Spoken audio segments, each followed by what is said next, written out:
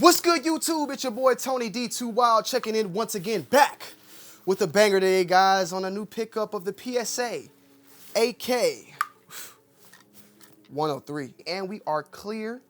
We are clear, you know. So we know that the Karens are in the building and wanted to make sure that we are clear to go. But we have the PSA AK-103, and these are being sold in two different variations. One is the GF3, and one is pretty much the AK-103 and the GF5 version. I have the GF5. This is the AK-103 with the chrome-lined barrel from FNN. Yeah, it is FNN, right? And it's not FN. FN, it's just FN. I know the brand, and FN Scar, FN 509, all that. Just want to make sure I'm saying stuff right, because be a lot of people trying to correct in the comment section, but I get it. I need to learn, and I'm learning as I go. But today we have this in full effect, and I have been holding this one off, but I saw y'all love the PSA AKV, so I was like, you know what? Let's give them one more AK to talk about for the following reviews. And since then, I've shot this gun a little bit, maybe about a couple of rounds, but not enough. And I have some big time news that you will probably just see on the next video that I'm so excited about, guys. But you'll see it. More than likely, you'll just see the next video what I'm talking about. But this gun itself is amazing. It shoots super flat. The muzzle brake, which is known, you know, one of the things that's famous about the AK-103 is that muzzle brake, and it does provide a good amount of recoil reduction. When you're shooting this gun, it's just like a poof. It's like a poof feeling more than a slamming back hard. It's like a, I don't know, it's just different. You can feel a big time difference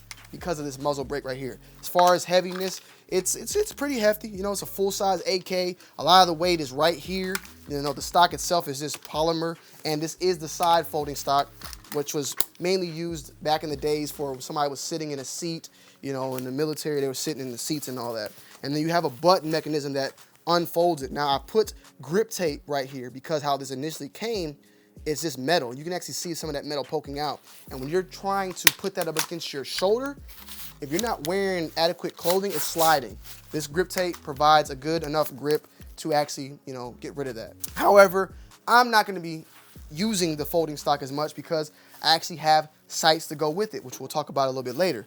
But as you can see, also the stamping on the barrel saying FNN, and hopefully you can see that. Let me just go a little bit closer.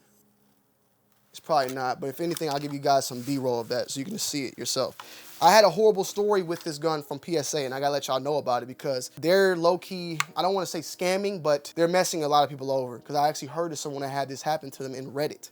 I bought this gun from PSA initially, and I went to my local gun store to pick it up, and they sent me the PSA 103, AK-103, GF3 version. There's a GF3 version of this. And if you guys remember, I actually reviewed my GF3, which was my first purchase. That gun goes for like, you know, it's that specific AK-103 I think it's like $600, $700. It's a 103 version of it. They sent me the 103 version when I bought the FN version. And I hit them up. I denied picking it up from the gun store, and my gun store sent it back. They opened up a case, they went, and it got received back to them. They said that, oh, nah, this is the correct gun. It's just an engraving issue. Basically, they're saying that they didn't engrave this properly, and they didn't engrave the barrel. The barrel had no engraving, and the bolt carrier had no, you know, you see that 3573 or 3573, yeah, it said right there GF3 on it. So I was like, well, can y'all send me another one? They said, nah, we can send you the same one back. You know, you're willing to do that. And I'm like, you know what? Just give me a refund. So I got a refund, and then what I ended up doing is I went to like another store and just bought the same gun like that they offered it. They sent the gun, and everything was perfectly fine.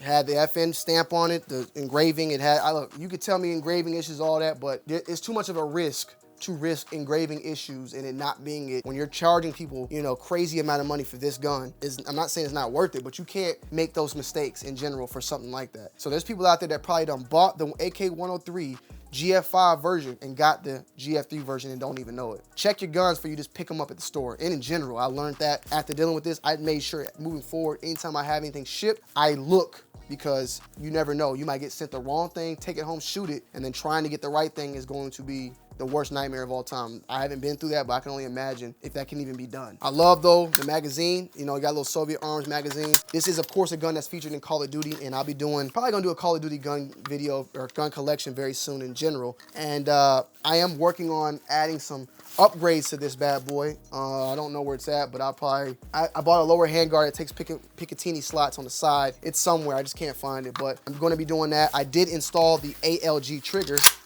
which is fabulous, man. Just check it out. So use a little bit of mush. It's a snapper, bro.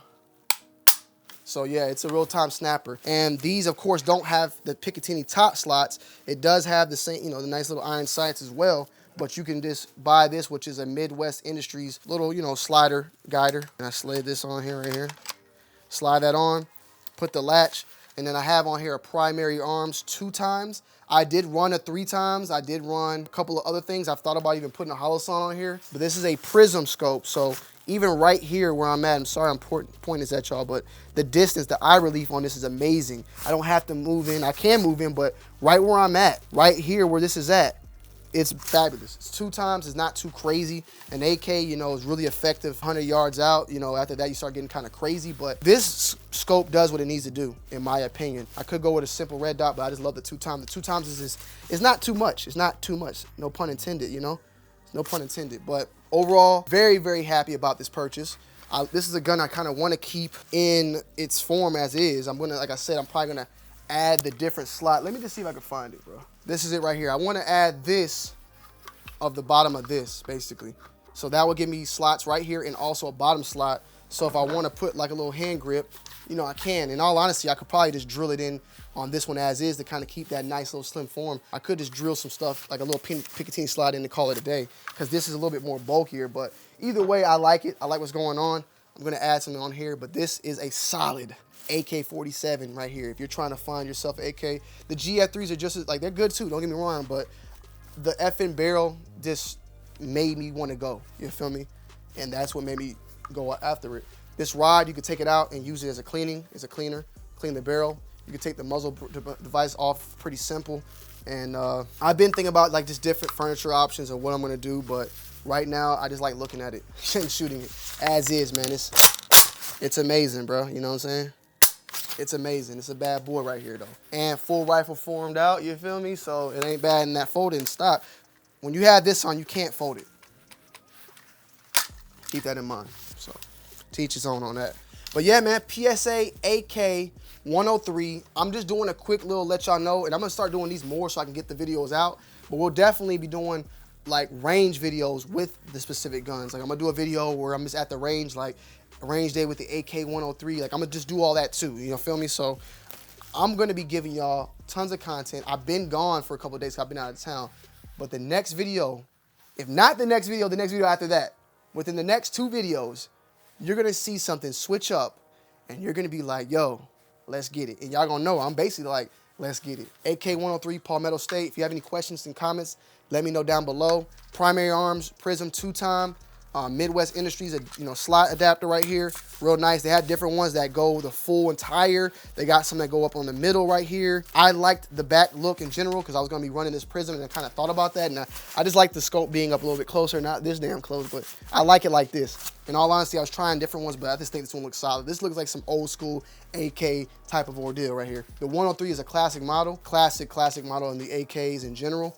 And one quick question, and I'm not perfectly tuned on this, but I just seen from other videos before even doing mine that the AK-103, this one is not like clone correct. It looks like an AK-103 on the outside, but the way the gun is actually built is built more so like an AKM.